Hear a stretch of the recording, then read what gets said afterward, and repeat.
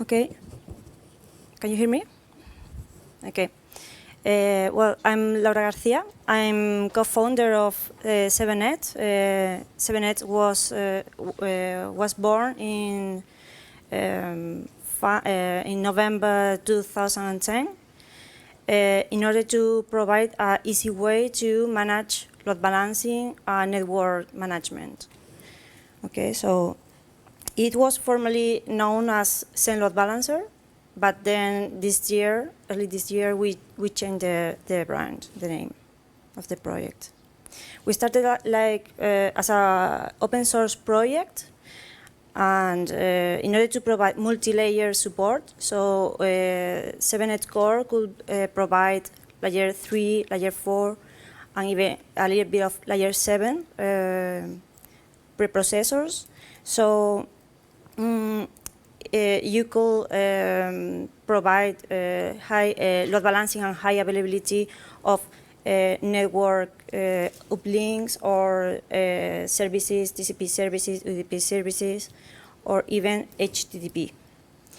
The aim is to provide a software, multi-platform software, so we could share Dockers, containers. You could install through ISO installer, or even virtual platforms, or even embedded hardware solutions. It's provided as well with an upper layer REST API, so it's quite easy to manage remotely the configuration of the full system, and also a web GUI, so everybody who has no knowledge of load balancing system or infrastructure could manage it. Our development is focused on security in all layers, level 4, level 3, 4, or 7, high availability in all layers as well. But in this talk, I'm going to focus in scalability in order to provide with just one virtual service to handle thousands of services and servers, and performance. So we want to use the less resources as possible, but with higher performance. In our research, we wanted to increase the number of concurrent users. So the scalability, it should provide more concurrent users with less resources, but as well with less CPU cycles, which provides higher throughputs up to 10 gigabits. Well, during our research, we have been studying layer 7, layer 4 mainly. Maybe later we could jump to layer 7 because we expect to have a stable and high performance low-level core in order to be used for later layer 7 preprocessors. So during our research, we found that within the Linux kernel is already a load balancer, which is called IPVS or LVS, and is performing quite well, but it's 90s source code, and we were not too much happy with the design of this piece of software. So additionally, it used Netfilter core for certain tasks, for example, multiport or transparent proxy, etc. So we realized why not to use directly the Netfilter core as well. We found that Netfilter already could provide source NAT, destination NAT, topologies. In addition, we could use the contract, which is used to manage the connection flow. Some helpers, for example, in order to provide advanced or complex protocols like SIP, FTP, STTP. In addition, contract D for synchronization of all the states of the connections. Sync D in order to synchronize the rules, iptables rules mainly. Oops. And xtables, which is it's like extendable tables for Netfilter that you could provide an extension as plugin, so you could develop your own module as a module of the kernel, so you don't have to recompile the full kernel in order to provide these new features. Extendable tables, for example, provides multi-port limits, recent statistics, which is mainly all we need in order to develop a load balancing core. And currently, Zevenet layer 4 core is using all these tools. So, in a source.NET topology, we find that the packet change twice, one way on the return. So with two main rules, we could achieve that behavior with Netfilter. In destination NAT is even easier because just one change of the destination IP address is needed, and the rest will be done by the contract. So in the packet flow that we are currently using in Zevenet core is that, for example, the security layer is provided by the route rerouting table or hook that is using in the Netfilter. Later, we mark packets. During this marking in the main goal table is where the packet is deciding to which backend is going to be shared. Then, if we are doing a destination NAT topology, we will change the destination address in the DNAT, in the NAT pre-routing table. Then the routing is processed, and then if source NAT is provided, then we need to change it in the post-routing NAT table. With this full flow, we could provide both topologies, SNAT and DNAT. But all these rules that we have to manage are quite complex. At least we need 2 or 3 rules per backend. So we created a Angular 2 technology web GUI in order to handle that. So every operator or developer doesn't need to know all the system behavior, system rules in order to manage this system. As well, it could be provided upper layer API. This is an example in order to list all the farms that are created. Farms is a virtual service. In order to list all the service that has been created as rules in Netfilter.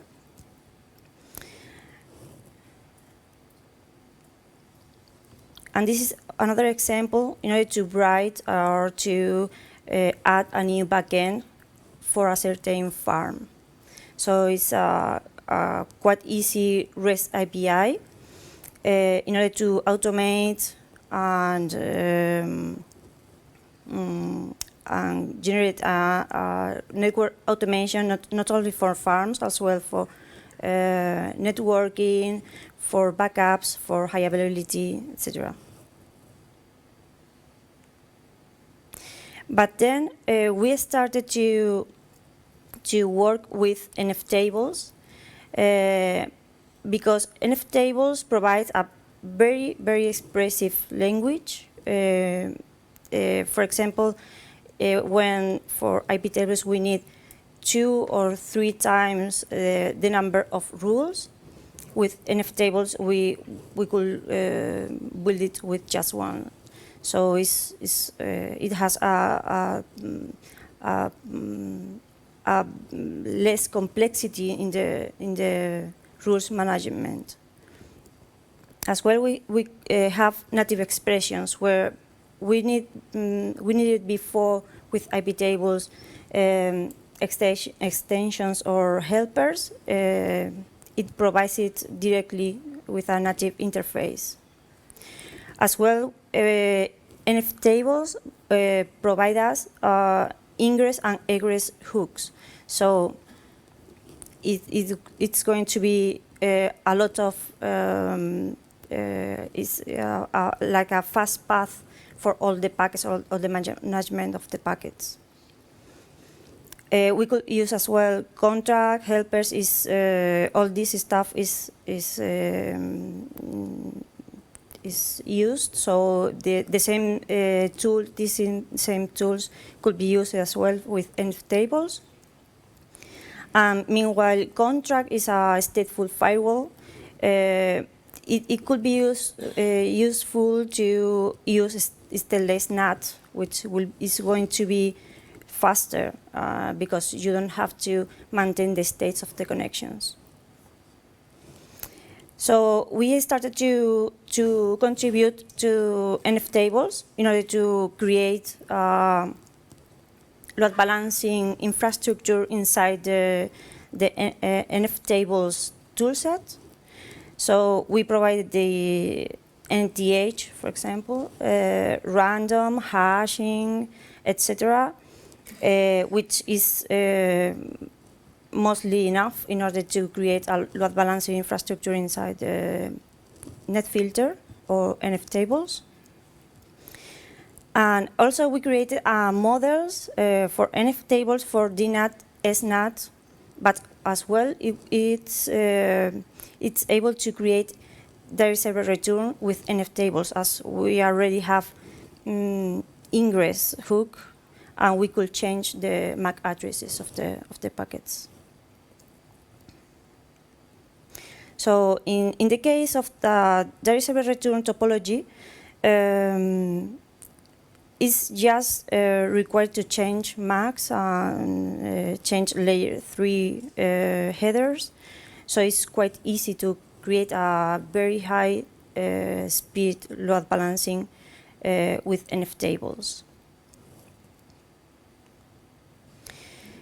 This is an example of a rule. It's just one rule. In order to provide a load balancing for UDP services, we could see here, for example, we create a new table, a new chain for ingress. We inserted the hook in order to see all the packets that is going through the ingress hook. And then this is just one rule that says all which is coming for this IP address from UDP protocol, and destination port is this one. We have to set the new MAC address, and then it's going to change the destination MAC address to one of these backend's MAC addresses. So in this case, we have one virtual service that is listening through this IP address. And then the MAC address is going to change of one of these three backends, and then forward to the network interface that requires. This is just one rule, and it's quite performance, but managing this like a daily task is quite hard. So we created this a new core that is going to manage all these rules, and then left all the user space health checks as a daemon in user space outside the kernel. So in nftables, we could share, or we could choose the normal path, which is the network layer that provides the contract and Netfilter. But also we could use the fast path using the ingress hook that is going to provide all the security layer and NAT, stateless NAT connections. Well, the aim of all of this is, of course, to be faster. So our reference in all this study has been LVS. So we could see here the benchmarks in comparison with LVS. The right corner, right upper corner is the worst case, and the lower left corner is the best case. So for example, with NFT stateless NAT, we could gather an average of 5 or 6 times better than LVS. And in certain cases, like for example in DSR with IPv4, we could get 10 times faster than LVS. Well, the main target of this is to create a new core that manage all these rules. So we prefer to to design a kernel space traffic management through NFT. So in user space, we could offload all the health checks, all the management, etc. So we could even not only in the same machine makes all the health checks, but also outside in another machine, external health checks, in order to communicate through JSON API to this daemon. This daemon in user space is going to manage all the rules with NFT. Even the management is could be also through JSON in order to communicate through to this daemon. Well, but this is just the beginning, because our plan is to continue to create this layer 3 and layer 4 stable core in order to add another options, another tools, another features to provide another fancy preprocessors. Like for example, leave nftables in the core that we see here. The daemon is going to communicate through NFT, not only through rules or through a binary calling NFT. NFT already solves all the login problems that maybe has been facing with IP tables. So now that NFTs are RSU aware, we could send a batch of rules into the kernel. So if all these rules are well loaded, then the traffic is going to use it.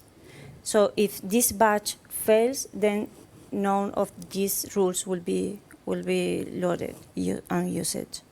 So this is another big approach, and for this reason, Leaf nftables will be a user space library in order to communicate with nftables without being to call the binary itself. Another challenge that we are working on right now is the layer 7 preprocessor. In order to create a payload filtering matching that allows to create filtering rules at layer 7. This is not only for load balancing, but for firewall as well. The integration of KTLS, of course,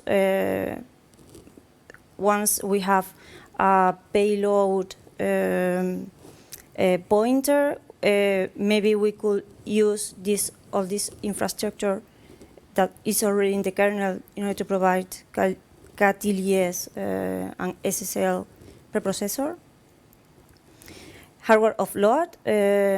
nftables currently is designed like a virtual machine, which has almost 25 instructions. So these instructions could be interpreted by hardware, specific hardware. So even more with hardware offload, we could get even more performance. And another point of research is the programmability of this technology in order to use a scripting piece of software in order to create advanced traffic sharing or traffic manager with Netfilter. Okay, thank you. This is our links if you want to get more information. And thank you very much.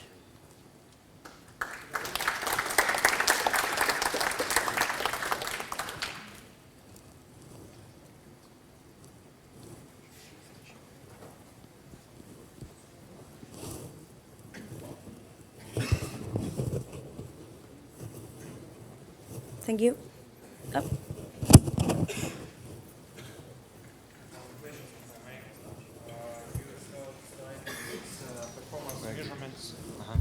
Thanks. I mean, yeah. So, but what about the exact? What is that under the hood? Is it the results of some? Yes, this is a HTTP performance benchmark. I've got it. So it's like synthetic, or it's on a real? I mean, on deployment. The x axis is the number request per second. Per seconds, and here is the percent of CPU. Okay, so okay. This test we have published this benchmark in NetDev conference, and this is done by two double core processor. It's not a big hardware. Okay, thanks. Thank you.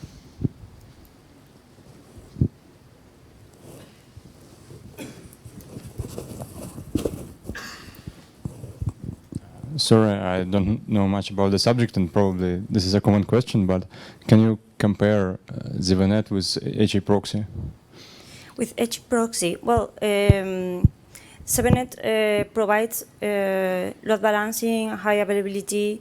It solves all of these problems at all layers. For example, if you have several uplinks, Zevenet provides high availability and even could share all the bandwidth of these uplinks. In terms of, for example, HTTP management, maybe, well, this approach should be faster. I didn't have a benchmark between Zevenet and hproxy, but this is as fast as it could be done from the Linux kernel currently. Maybe in the future, with XDB hooks, we could do it better, but currently this is the fastest way to do it with the Linux kernel. Thank you.